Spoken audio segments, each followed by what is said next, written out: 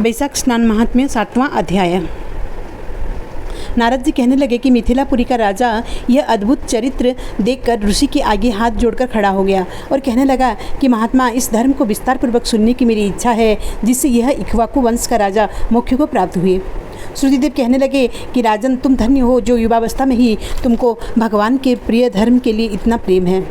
बहुत धर्मों को संचित शुभ कर्मों के बिना प्राणी की बुद्धि भगवान की कथा आदि में नहीं लगती।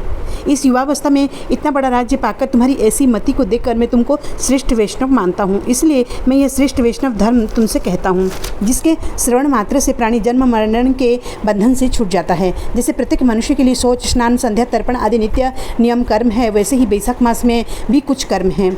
बैसाख धर्मों के समान और कोई धर्म नहीं है। जो कोई इस धर्म को नहीं करता उसको स्वर्ग प्राप्त नहीं होता। जैसे बिना राजा की प्रजा उपद्रवों से नष्ट हो जाती है, वैसे ही बहुत से धर्म भी नष्ट हो जाते हैं।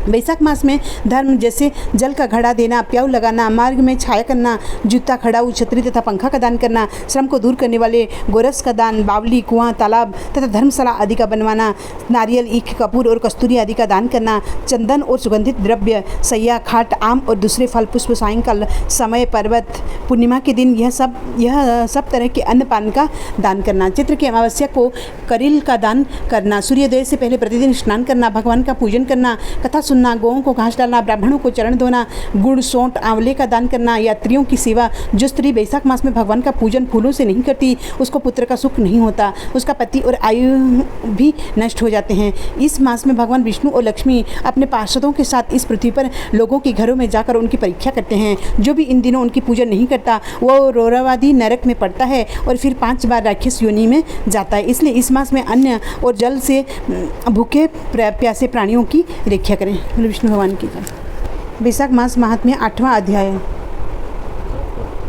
अन्नदान न करने का इतिहास मैं तुमसे कहता हूँ। रेवा नदी के किनारे मेरे पिता पिशाच हो गए थे।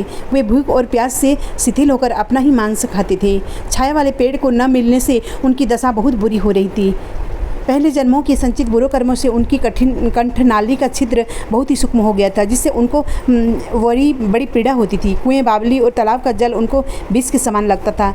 मैं गंगा यात्रा को जा रहा था। उस समय रेवा नदी के किनारे पहुंचा तो मैंने यह अद्भुत दृश्य देखा कि एक हलमली के पेड़ के नीचे बैठा हुआ एक पिशाच अपना ही मांस खा रहा है और प्यास के मारे बुरी तरह चिल्ला रहा है। वह मुझको देखते ही मारने को दौड़ा, परंतु मेरे तेज के सामने वह हताश हो गया। मुझको उस पर दया आ गई। मैंने उससे कहा कि अपना सब वृत्तांत कहो, मैं तुमको शीघ्र इस दुख से छुड़ा दूंगा। वह कहने लगा कि अनर्थ देश में भूभराक्त नाम का एक नगर था। वहाँ मैं संस्कृत गोत्र में उत्पन्न हुआ। मंत्र मेरा नाम था।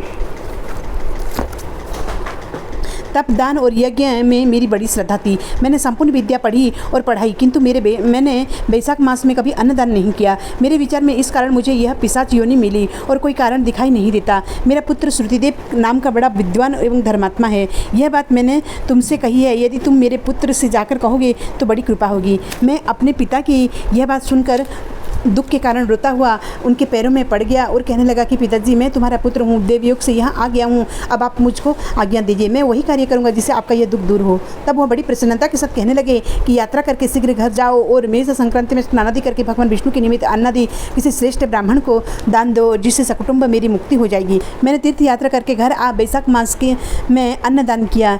तब मेरे पिता पिशाच योनि से मुक्त हो मुझको आशीर्वाद देते हुए विमान में बैठकर वैकुंठ लोक को गए। सो हे राजन, मैंने तुमसे धर्म का यह सारभूत कहा। अब तुम्हारी क्या सुनने की इच्छा है? इसी से बैसाख मास महात्म्य 8वां अध्याय।